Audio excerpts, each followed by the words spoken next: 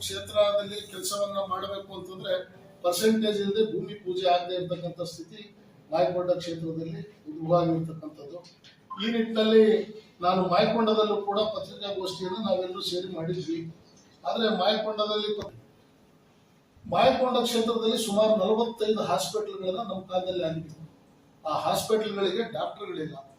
ಇವತ್ತು ಡೆಂಗು ಬರ್ತಾ ಇದೆ, ಇವತ್ತು ಸೊಳ್ಳೆ ಜಾಸ್ತಿ ಆಗಿ ಮಳೆ ಇಲ್ಲದೆ ಇವತ್ತು ಎಲ್ಲಾ ಕಡೆನೂ ಜ್ವರದಿಂದ ಬಳಲ್ತಿರ್ತಕ್ಕಂಥ ಜನ ಎಲ್ಲ ದಾವಣಗೆರೆಗೆ ಬರ್ತಕ್ಕಂಥ ಸ್ಥಿತಿ, ಬಸ್ಸಿನ ವ್ಯವಸ್ಥೆ ಕುಂದಿದೆ. ನೋಡಿದ್ರೆ ಹಾಸ್ಪಿಟಲ್ಗಳಲ್ಲಿ ಡಾಕ್ಟರ್ಗಳು ಹೋಗದೇ ಇರತಕ್ಕಂಥ ಸ್ಥಿತಿ.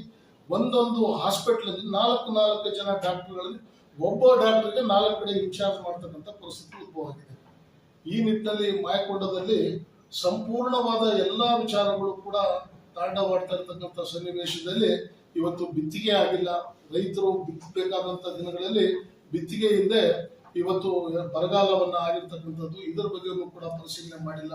ಈ ನಿಟ್ಟಿನಲ್ಲಿ ನಾವು ಮಾಯಕೊಂಡದ ಪದಾಧಿಕಾರಿಗಳು ಇವತ್ತು ಸುದ್ದಿಗೋಷ್ಠಿಯನ್ನ ಮಾಡಬೇಕು, ಏನ ಅನ್ಯಾಯ ಆಗ್ತಾ ಇದೆ ಅದನ್ನು ಖಂಡಿಸಬೇಕು ಅಂತ ಹೇಳಿ ನಾವೆಲ್ಲರೂ ಕೂಡ ತಮ್ಮ ಮುಖಾಂತರ ಈ ವಿಚಾರವನ್ನ ದೇವಸ್ಥಾನದ ಬೆಟ್ಟಗಳಲ್ಲಿ ಚಿನ್ಮಾದ್ರಿ ಬೆಟ್ಟ, ಪರ್ವತ ಶ್ರೇಣಿಗಳಲ್ಲೆಲ್ಲ ಕಡೆಯೂ ಇಸ್ಪೇಟ್ ಪಂದ್ಯಗಳು ನಡೀತಾ ಇದೆ. ಹಳ್ಳಿಗಾಡಿನಲ್ಲಿ IPL ಇವತ್ತು ತಾಂಡವಾಡ್ತಾ ಇದೆ. ಹಳ್ಳಿಗಾಡಿನ ಯುವಕರು ಇವತ್ತು ಎಲ್ಲ ಕೂಡ ಬೀದಿಗಿಡಿತಕ್ಕಂಥ ಪರಿಸ್ಥಿತಿ ಉದ್ಭವ ಆಗಿದೆ. ಇದಕ್ಕೆ ಕಾರಣಭೂತರಾಗಿರ್ತಕ್ಕಂಥ ನಮ್ಮ ಪೊಲೀಸ್ ಅಧಿಕಾರಿಗಳಿಗೆ ನಾವು ಕಂಪ್ಲೇಂಟ್ ಅನ್ನ ಕೊಟ್ರೆ ಅವ್ರು ಹೇಳ್ತಕ್ಕಂಥದ್ದು ಏನು ಅಂತಂದ್ರೆ, ನಾವೇನು ಮಾಡ್ಲಿಕ್ಕೆ ಆಗೋದಿಲ್ಲ, ನೀವು ಅವ್ರ ಜೊತೆಗೆ ಅಡ್ಜಸ್ಟ್ ಆಗಿ ಹೋಗ್ರಿ ಅಂತಕ್ಕಂಥ ಮಾತನ್ನ ಕಂಪ್ಲೇಂಟ್ಗೆ ಉತ್ತರವನ್ನು ಕೊಡ್ತಕ್ಕಂಥದ್ದು. ಸರ್ಕಲ್ ಇನ್ಸ್ಪೆಕ್ಟರ್ ಆಗಿರ್ತಕ್ಕಂಥ ನಮ್ಮ ಸರ್ಕಲ್ ಇನ್ಸ್ಪೆಕ್ಟರ್ ಮಲ್ಲಮ್ಮ ಚೌಬೆಯವರು ಈ ಮಾತನ್ನ ಹೇಳ್ತಾರೆ.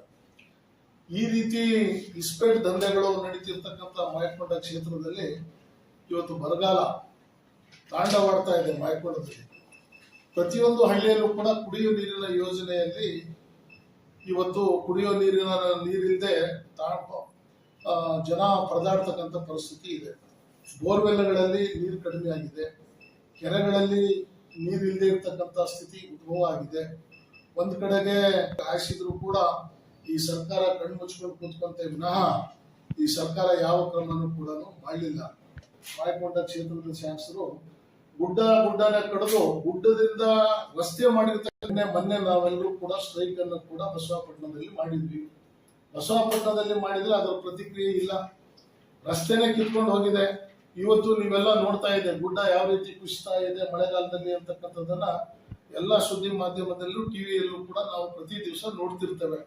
ಆದ್ರೆ ಗುಡ್ಡವನ್ನ ಸ್ಲೋಪ್ ಮಾಡಿದ ಮೇಲೆ ಅಲ್ಲಿರ್ತಕ್ಕಂಥ ಸುಮಾರು ಒಂದು SC ST ಮನೆಗಳು ಗುಡ್ಡದ ಕೆಳಗಡೆ ವಾಸವಾಗಿರ್ತಕ್ಕಂಥ ಬಸವಾಪಟ್ಟಣ ಹೋಬಳಿಯಲ್ಲಿ ಸುಮಾರು 20 ಮನೆಗಳು ಕ್ರಾಕ್ ಬಂದಿದ್ದಾವೆ ಗುಡ್ಡ ಕಡದ ನಂತರ. ಅವನ್ನೆಲ್ಲವನ್ನು ಕೂಡ ಗಮನ ಹರಿಸ್ರಿ ಅಂತ ಹೇಳಿ ನಾವು ಮೊನ್ನೆ ಕಂದಾಯ ಇಲಾಖೆಗೆ ಮುತ್ತಿಗೆಯನ್ನು ಕೂಡ ಹಾಕಿದ್ವಿ.